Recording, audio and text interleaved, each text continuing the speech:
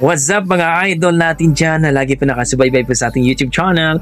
It's me, Dugong Pinoy. Nagbabalik po mga idol. So, for today's video mga idol ay magre-react naman po tayo dito sa ating bagong nakitang video courtesy by Emma Tinker. Dito po sa kanyang video na pinamagatang Hi All from Americanang Bisaya. So, ito yung ating bagong loadie mga idol. 14 years old na napakaganda bata na sinasabi nga nila na parang kamukha daw ni Lisa Soberano. Well mga idol, panoorin natin. Talagang maamis kayo dito, matutuwa kayo dito sa kanyang mga salita na Bisaya, no? I think magaling na siya magbisaya pero hindi pag-aano, kaya matutuwa talaga kayo dito mga idol. For sure, magugustuhan nyo ang kanyang attitude at saka siyempre ang gandang bata to. Talaga! Let's go mga idol, panoorin natin at magbigay tayo ng reaction pagkatapos ng kanyang video. Let's go! Good morning, Lisa Soberano ng Pilipinas. Mayong buntag. Ki Americanang Bisaya. Si something. Ang ganda nga ng bata, no? Si Lisa Soberano. Si Mayong buntag. Ay, sige, kalot-kalot. Visit ka to. Itchy or Namuka, oy. Unsa man day? Sa good morning. Nagwapaha, oy, naka-uniform. Complete outfit. Complete uniform, guys. Ang ating Lisa Soberano today. Lisa Soberano sa Pilipinas. Bakit wala ka dalag ice buko cream? Kaya ingon daw si mama, di siya gusto mag-compete with you. Nag-message man ko sa iyaha nga dalaon dire. Masarap. Gani no, ako na ingnan kagabi eh. Pero ingon daw siya, di siya gusto. Wala man ko ice candy dire good. Kay basan daw mag-all daw kadare. Nga mo na kay wa siya basa-basa og message. Nag-message ko siya gabi ipadala dire kay wala man may ice candy dire good. Sayang ato, may na lang to. Ihabi itong allowance sa iyang business. Keep it up. Okay? Good job. Guys, kuan kay siya guys, iyang allowance, iyang gitigom. Nya mo to ilang gihimo og ice buko cream, nya iyang ibaligya. Nanuroy pila imong sale gahapon, nanuroy siya, pila imong halin gahapon? 10. Tag 10 ya, how much is your your halin? The people, the total of your sale. Katong we spent over 200 pesos. Wow. And we got over 20 pesos katong about 30 people. 30 people nag-buy. Wow. Wow, congratulations. A lot of sale. So daghan kay siya halin guys.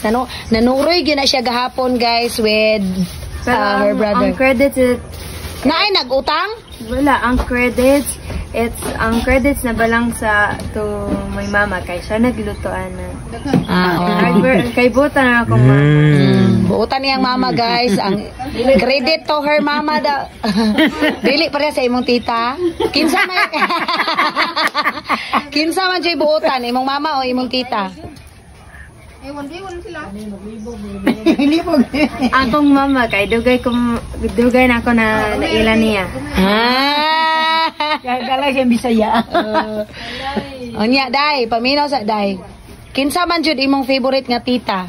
Lamang kay Tita Ganggang, na kay Tita Lingling, na kay Tita Emma.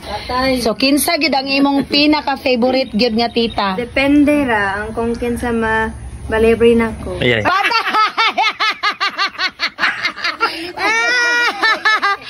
Guys, pagkamangtas, depende ra rin kinsa imong libre niya, maora pod ang iyaha. Walay maglibre, wala kay favorite. Unsa kay libre niya? Kaloy manggang hilaw lang. Manggang hilaw. Gani pastilan jud nimo dayo oy. Sige, say good morning to our followers and viewers. Mga followers. Yan po mga idol, no? Nakita po natin isang ito si tinaguriang Lisa Soberano ng Davao yan to mga idol sa Pilipinas, no? Pamangkin ni Miss Emma Tinker, no? At napaka tong batang to. Masaya tayo, no, na isang Amerikanang Bisaya na talagang imagine mo mga idol, no? Gumawa po sila ng yung allowance niya, inipon niya at ayun, gumawa po sila ng ice candy at ang yung mama niya ang tawag dito, ang gumawa ng ice candy. Nakita ko yung mama niya, pinakita ni Miss Emma, pero ganun parehang mukha ni yung anak niya, si Miss Kay Americanang Bisaya. Parehong-pareho talaga. Kaya talagang mistisa itong batang to. Nakaganda kasi natutuwa talaga tayo mga idol yung pagsasalita niya at talagang mahal na mahal niya yung mama niya. Imagine mo, credit sa kanyang mama sa paggawa ng ice candy. Doon pa lang mga idol, matatats kayo. No?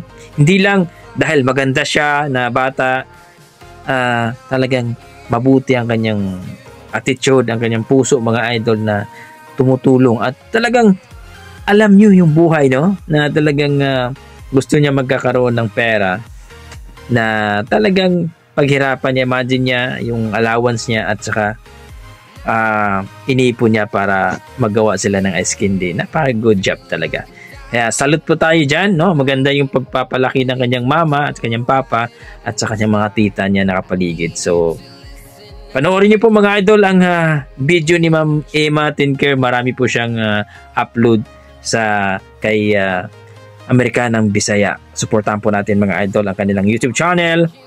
I think mayroon din ata na nag-vlog ang kanyang mama ata yun o tita niya. So, i-ano na lang natin.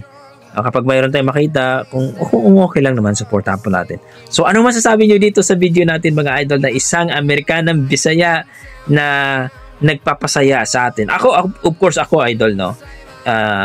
Ako din, may mga anak din ako, kaya napaka-ano po ako kung makakita ng mga anak na ganito. Kasi tumutulong po. Lalong ng mga anak ko, tumutulong sa akin talaga. Sa bahay, gawaing bahay talaga, masaya po ako. Kaya proud na proud po ako sa mga anak ko. No? Kaya dito po mga idol, napakasayang bata. Mabait.